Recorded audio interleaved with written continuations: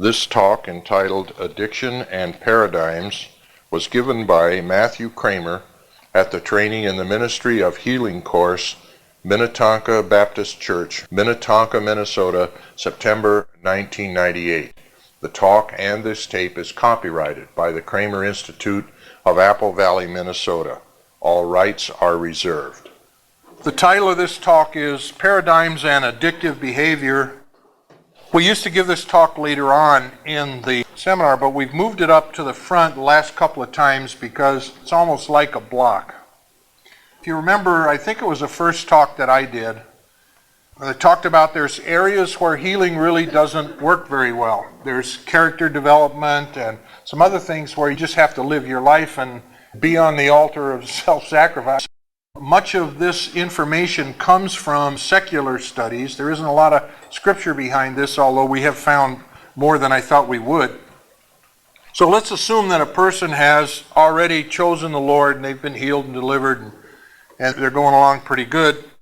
They're doing their character development and confronting their choices and just growing in the Lord. But there can be other things that are working in their lives which can be very serious in some cases and very hidden. There's the world.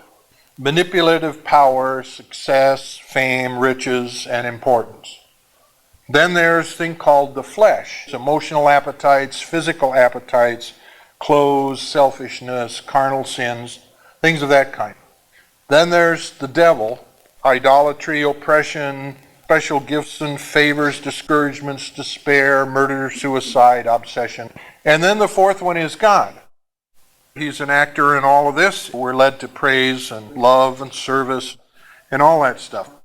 I got a picture of this one time where the Lord was showing me that this is kind of like quadraphonic sound. When it first came out, I remember they had the little joystick, the one that you use to balance the speakers out. It had a little LED there. If all the four speakers were balanced, it would show as a circle. If you moved that little thing to one speaker, then the circle would distort, pointing in that direction. If you moved it to another speaker, it would distort over that way. What the Lord showed me is that in our relationship with God, we have these four speakers: the world, flesh, the devil, and God. Now, the world, the flesh, and the devil yell at us all the time. They're confronting us, tempting us. They're putting thoughts in our heads. They're attacking us. Whatever it is, they're very aggressive. But God doesn't deal with us that way. He's the silent, still voice, the one of peace, the one of love, and so on. And so what we have to do as we go through life is we have to turn that little joystick to where it's pointed towards God. We literally turn down the other three speakers so we can't hear them as much. We literally have to train ourselves not to hear that stuff from the world, the flesh, and the devil. And that takes discipline and experience and mistakes and forgiveness and all that other stuff, but it's hard work. Then what happens? Wonder of wonders, God turns his down. Then we have to go through the whole thing again. We have to turn down the world, flesh, and devil some more so we can hear God. Get that done, and then pretty soon he turns his down some more. And we keep doing that until finally there's no circle, there's no distorted figure there. All there is a straight line between that joystick and the one speaker that's God. And that's what he wants. And that's what growing up and maturing in the Lord is like.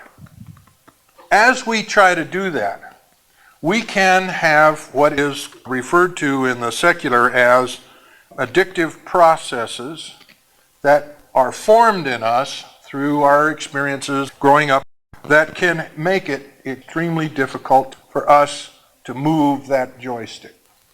I'm going to have to go back and set up some definitions and so on.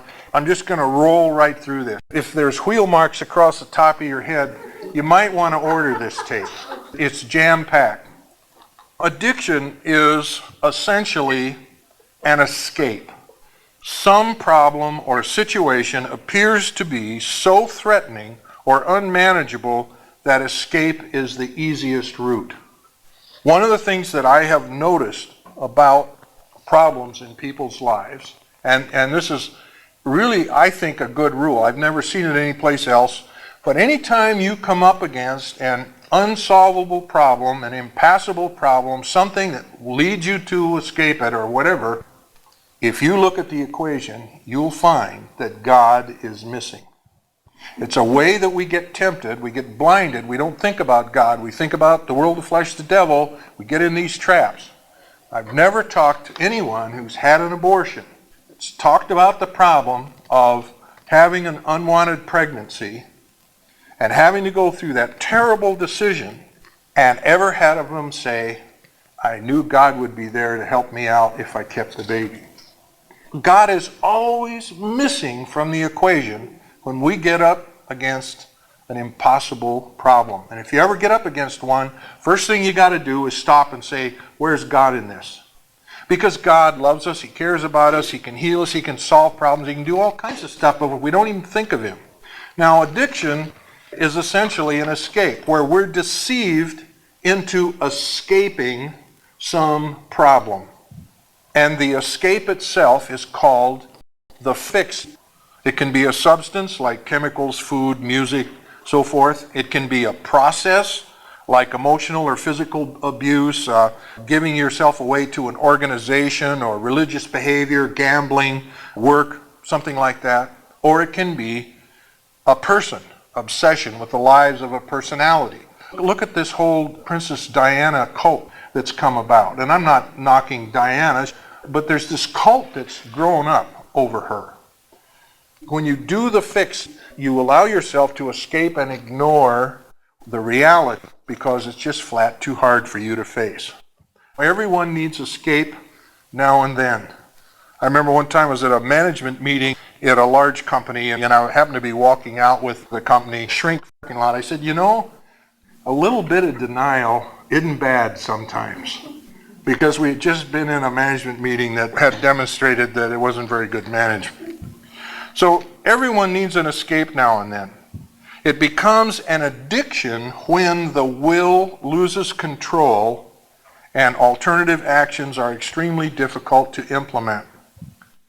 Addiction is based on a deception that the issue to be faced is too difficult, too painful, and that the fix, no matter how potentially damaging, is preferable to confronting the issues.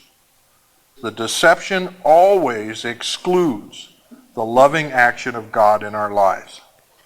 Addiction is idolatry. It substitutes a fix for a relationship, faith, and trust in God, for using His power and authority, for depending on His wisdom and healing, and for trusting Him in faith in the midst of a crisis.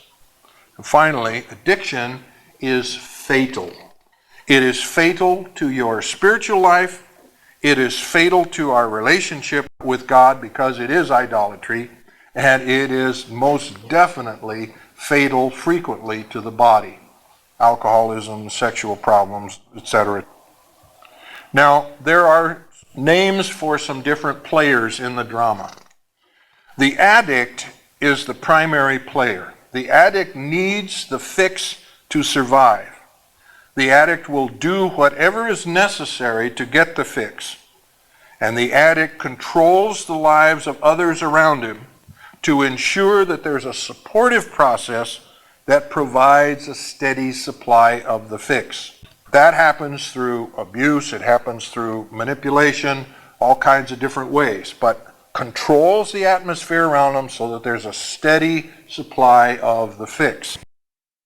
The second players in the drama are the enablers, or the codependent. They are the people who allow the addict to live in his escape and cooperate with the support system that provides the fix. Harry couldn't show up for the party tonight, Sally, he's sick. Harry is falling down drunk, and that's why he couldn't show up for the party tonight. But the wife makes excuses for him and becomes a codependent and an enabler in that situation. Then the third category is the victims. Those who have been innocently caught in the process without their choice or knowledge. Children are the best example. But they're left in the addictive process long enough so that they become enablers and later often addicts themselves. Have you ever wondered why it is that a person comes out of an abusive or addictive situation and goes and marries some turkey that just continues the whole process? The reason why is because those people learn a certain way of living, and when they go to get married or go to choose another partner, there's only one way they know how to do things. And so they pick somebody who fits that. Even though they swear up and down, I'm never going to do this, et cetera, et cetera. Now, let's look at how the addictive process works. Don't apply this directly to your marriage. I don't want to start any problems here. You might want to apply it to your family background, I don't know, but any one or two of these things is probably kind of normal.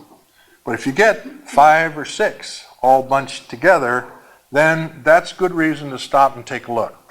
So here are some symptoms or characteristics of the addictive process. First of all, it affects all parties. The addict, the enabler, and the victim all become addicted to the process or the way it works.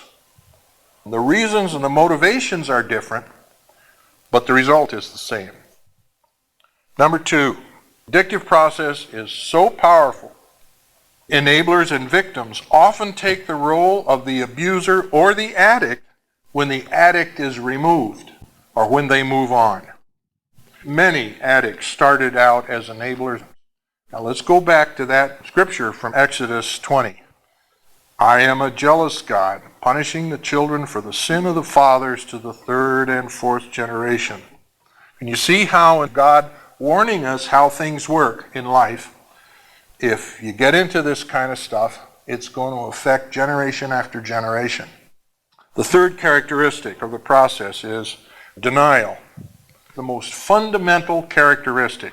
It denies that there's any problem at all. If you've got a fix to have an escape, you got to deny you're having a fix to have an escape, because if you didn't deny it, you'd have to do something about it, and that'd be even worse. So there's denial. It's too painful to face the reality of the problem. The next characteristic is manipulation. Manipulation works through threats and confusion. I love this part about confusion.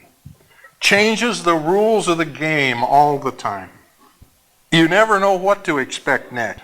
You have to learn to read the manipulator's mood and depend on the manipulator telling you what to do, because otherwise you got a disaster.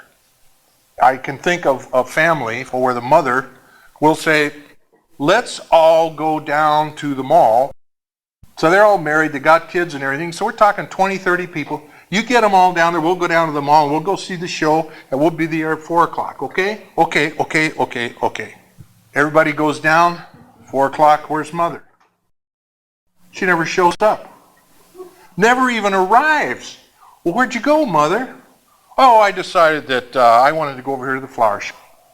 Couldn't care less. Well, what did those kids learn to do? Man, they had to follow her around like she was glue, because they never knew what mother was going to do. Where was she going to be? What was she going to say? Ruth Ann's dad was interesting. He'd come home and he'd be upset. They had to watch every move he make. I mean, he would get the steak and the potatoes. If he didn't like what he got, he would rip the tablecloth off and everything would go on the floor. Her mother was a German cook, just tremendous. Specelies and roast beef and pot roast and gravy. And now you can see where I got this. And I mean, it was really good stuff. And here comes a bowl of this and a salad of that, and pretty soon the whole table would be up to here with food, just to pacify the old man. Well, Ruth Ann and I get married. We have a spat, and I'd come in, and here's a table up to here with food. And I'd say, where did that come from? We just argued about me losing weight, and you're putting all this food on the table. She said, I don't know. It seemed like a good idea at the time. We went through this for years before we figured it out. That's manipulation, and the purpose of it is control. Self-centeredness is another characteristic. It's not always manifested as I'm great. It can be an obsession with how bad I am, but either way the focus is on self. Everything revolves around the addict. Has he had his fix today? Is the addict in a good mood? Is he not going to beat me up today?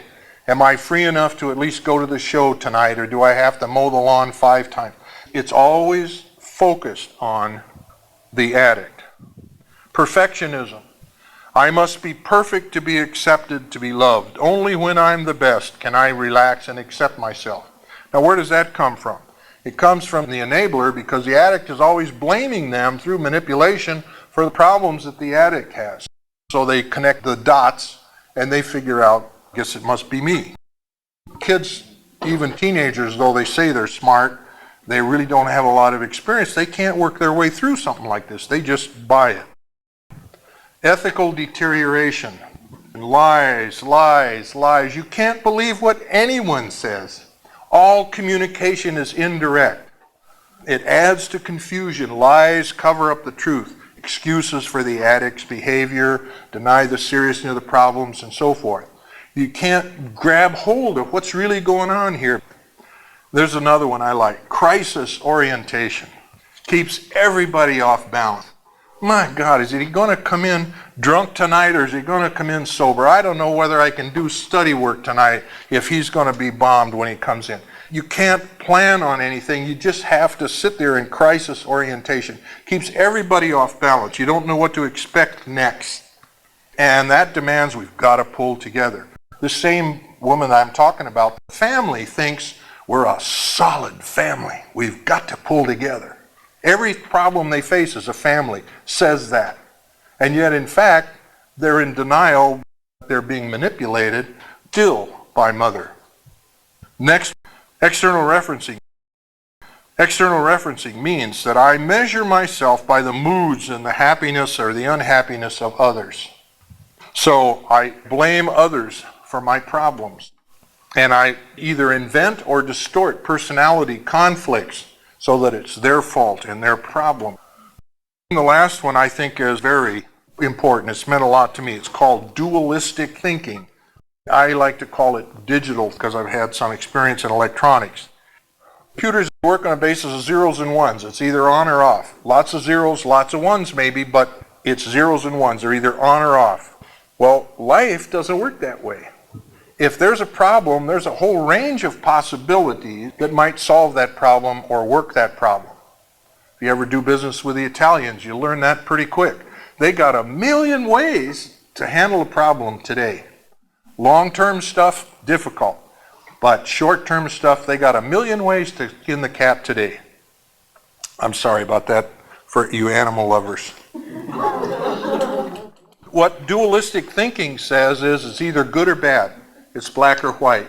And if I've got a problem, it's my fault or it's somebody else's fault. It's the way you interpret things, the way you see things is always on the basis of yes, no, up, down, on, off. There's never a range of possibilities in between. Some of the secular writers contend that addictive processes are as high as 96% of us. I think some of that is because that's their specialty, and so naturally there has to be a crisis, right?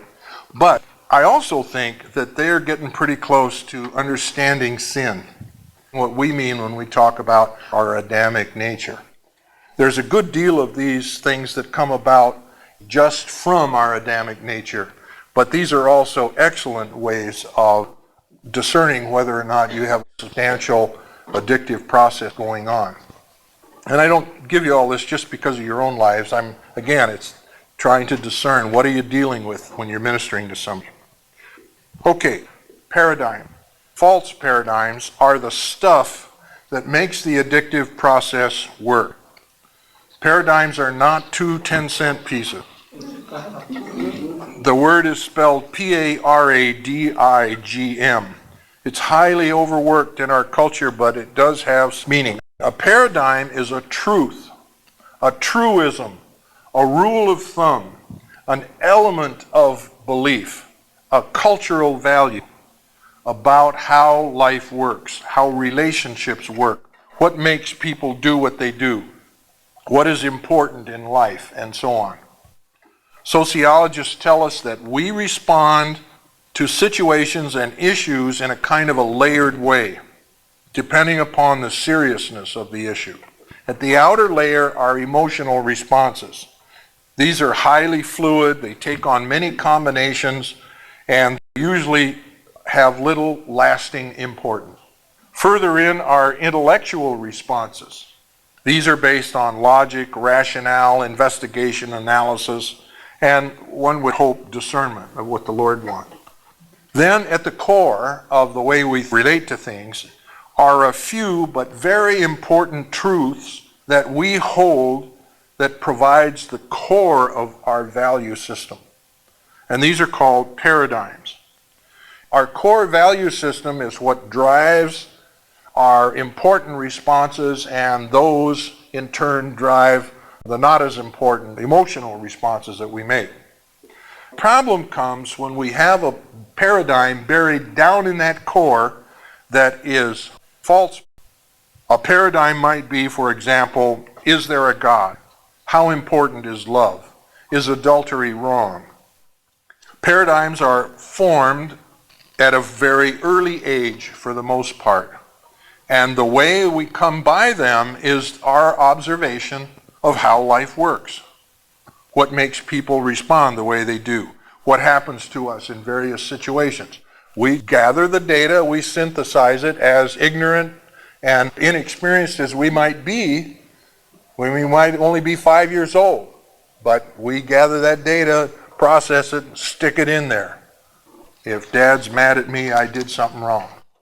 We never do get the message that Dad is a jerk and he's alcoholic and he beats everybody because he is wrong. Never get it when you're 5. So when something happens that affects and touches one of those paradigms, our responses are almost knee-jerk. They're almost automatic. So if you have a situation where a paradigm has been influenced by manipulation, an addictive process, or something like that, it can mess up relationship, can stunt our growth in the Lord, and it can lead us astray. Let's look at a couple examples very quickly. My parents were divorced. I lived with my grandparents. My mother, grandmother, and sister, they were all emotional. My mother and grandmother was very manipulative, and my grandmother had a temper. I learned as a young lad, very sensitive to the moods of women. When you had 3 of them going at once, you were very sensitive. And as a young lad, I blamed myself for their bad moods, since they usually took it out on me and themselves as well. I mean, it wasn't like it was personal, but I saw it that way. Well, when I grew up and I started to have women work for me, I had a real problem. Because if Secretary X came in and she was boo-hooing about something, I thought, well, what did I do wrong? I mean, that was my response. It caused me a lot of difficulty at first because I didn't realize, I hope I can say this in the right way, there are things that women can get upset over that hasn't anything to do with anybody. Just upset. I mean, you know.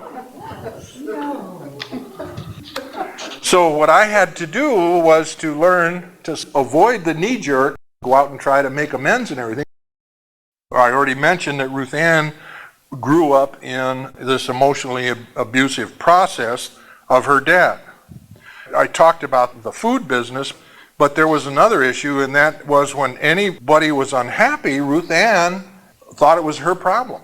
She became an external referencer, and so did I, for that matter. And even to this day, she catches herself. Every now and then, she takes blame for what happens to everybody. Now, I'm not saying we should be insensitive to people who run out of gas on the freeway. Okay, how do we handle addictive processes and false paradigm? Now, this is kind of funny. When you read all the secular books on the subject, what happens is they get you through all this really good diagnosis, which is mostly what I've given you so far. And you're panting, you're reading all this stuff and you're wading through all the shrink language, and you realize you're running out of pages. And you're starting to say, how do you fix it? How do you fix it? How do you fix it? How do you fix it? And by the time you get to the last page where it says the end, You still haven't got to how do you fix it. And what they do then is mumble some things about a 12-step program, which, by the way, is the only thing still working today, changed now in some areas almost to be New Agey, because they've taken God out of the picture, supreme being thing. I mean, I'm not knocking the 12-step. It's very good and it's very effective if you can get hold of a good one. Our experience has been that with false paradigms, you can't be delivered and you can't be healed. You have to confront that false paradigm and change your way of thinking. Once in a while, God will intervene and straighten you out. There is excellent ministry available for the addictive process itself and for some of the spirits that can be hanging on you because of it. But as far as the false paradigm is concerned, it's very, very difficult. The first step is to break through the denial. There has to be a breakthrough to say, yeah, there is a problem here, or yes, I do have a false paradigm. Education helps. When I first heard this stuff, boy, did lights go on in my head. Oh, I know what happened there, I know what happened there, I know what happened there, I know what happened in Ruth Ann's life. Whole bunch of stuff just fell into place. And just knowing it, just having labels for it is helpful. Now, as far as the process and the damage that's been done, healing of memories can help a lot. Anytime you run into addictive processes, you can just bet that there's a spirit of addiction there, along with some spirit of whatever the addiction happens to be in. If it's pornography, well, it might be lust. If it's abuse, it might be anger or murder or suicide or something. In other words, there's something there besides the addiction. There's probably more than one spirit. Could easily be in the background. Not guaranteed, but could easily be. Paradigms are very difficult because you can't throw out the paradigm. You need a paradigm to fill your laundry basket of how you think about it. In other words, if you have a paradigm of digital thinking where it's either yes or no, good or bad, offer on black or white, you can't not have a paradigm that answers those kind of problems or issues. You just have to have one that has expanded alternatives. You see what I'm saying? So you can't talk in terms of throwing out a paradigm. You wouldn't have a paradigm if you didn't need it to solve or to have a value system about some part of your life. So the term that's used, I'm not particularly excited about it, but they say paradigms have to be shifted. And that means that you have to take the untruth, part of it, throw out the untruth, and substitute the reality, the truth. Our daughter grew up thinking that every thought in her head was her own. Every thought that came into her head, she thought it was her. Finally, one day we said to her, hey, don't you know that the devil can tempt you? Don't you know God can speak to you? I mean, you're not the only one that thinks thoughts. You're not the only one working in there. What? She was about to start college. And one day she was going to a parking lot in first year college. She parked her car. She was feeling great. Just terrific. Top of the world, starting school. Life is rosy. God's in his heaven and so on. She's walking across the parking lot and all of a sudden she started thinking, I'm no good. I'm a lousy person. I don't have any talent. I'll never get anywhere. And by the time she got to class, she was a disaster. And then it hit her. That wasn't her, because she had started out different. And once she saw it, she knew she couldn't believe everything that came into her head. Paradigms are shifted by discipline of the will. First, you have to know that they're there. Then, once you find them, sometimes it's helpful to know how you got it. But the main thing is you have to shift them. You have to take what's false and make it something else. Others can help, as in the 12-step program and so on. But the battle has to be won by you deep down. And it's going to involve serious choices. Now, I sensed in my spirit when I read all this that this was really right on. And so I went looking for scripture. This is what I found. Matthew 14, beginning verse 27. Jesus immediately said to them, take courage, it is I, don't be afraid. And Peter said, Lord, if it's you, tell me to come to you on the water. And Jesus said, come. Peter got out of the boat, walked on the water, came towards the Lord. He was afraid, and he began to sink. And he said, Lord, save me. Jesus reached down, saved him, and said, "You little faith, why do you doubt?"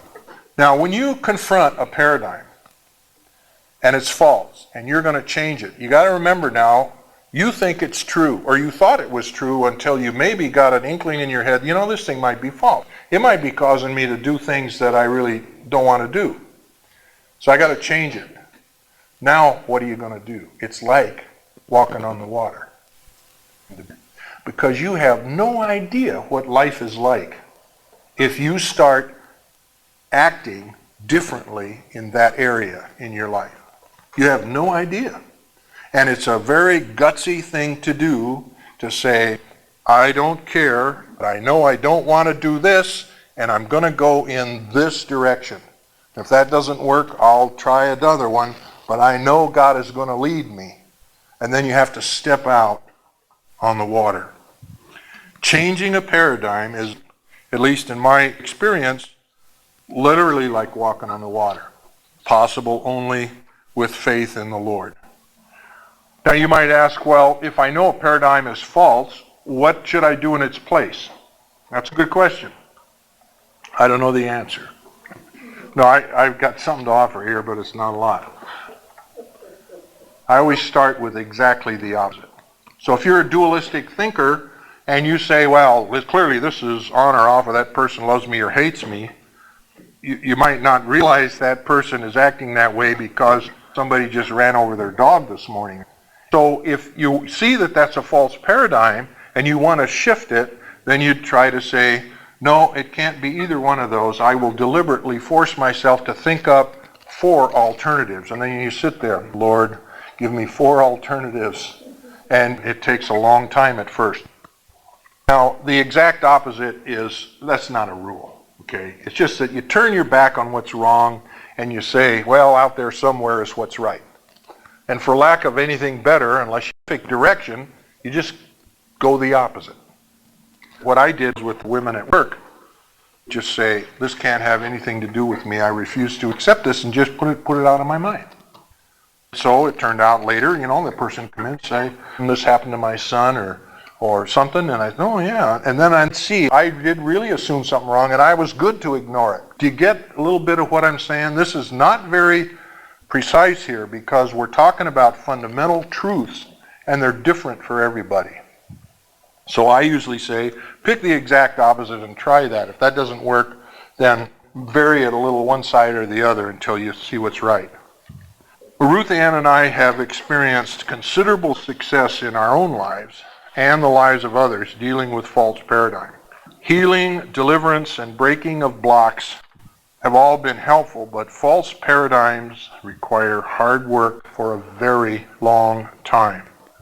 Still, as you do it, as you walk on the water, as you step out in faith, you notice right away things are different. The first few steps are kind of shaky, but after a while you say, hey, this really is different. I really don't have this burden. I really don't have this fear, or I really don't have to make that giant meal. Part of the problem was I had to do the pans after they were done. In Romans 15, chapter 15, verse 13. May the God of hope fill you with all joy and peace. You may overflow with hope by the power of the Holy Spirit.